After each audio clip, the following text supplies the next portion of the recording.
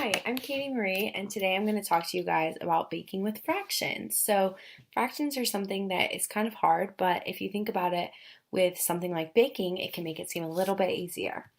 So, first, I want to show you guys the best chocolate chip cookie recipe ever. So, this is the Nestle Toll House cookie recipe, and it's so yummy. You get 2 1/4 cups of flour, 1 teaspoon of baking soda, 1 teaspoon of salt, 2 sticks of butter, 3/4 cups of granulated sugar, 3/4 cups of packed brown sugar, 1 teaspoon of vanilla extract, 2 large eggs, and 2 cups of semi-sweet chocolate morsels. But look at that recipe. If you were trying to make that with your mom, wouldn't you just think, that is so many fractions? Well, I'm going to help you figure out how to look at those fractions in a better way. So, your mom only wants to make half of the recipe. What a bummer. I want all of them. So what do we do? Well, as I've highlighted on this screen, the word of gives us a little hint about what to do with those fractions. Every time you see the word of in a word problem, you're going to multiply. So let's multiply all of our ingredient measures by 1/2. Okay, pause the video here, and I'm going to take you back. Well, in a second, pause the video. I'm going to take you back to the other screen with the recipe, and you're going to multiply every single fraction by 1/2. Pause here. Okay, did you do it? Let's go check your answers. Here's what your new recipe is.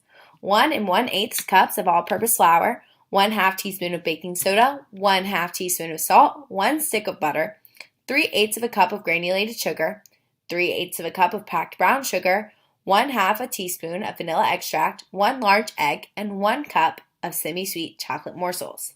Now you're only using half the bag. Now your mom wants you to add in the granulated sugar and the brown sugar together.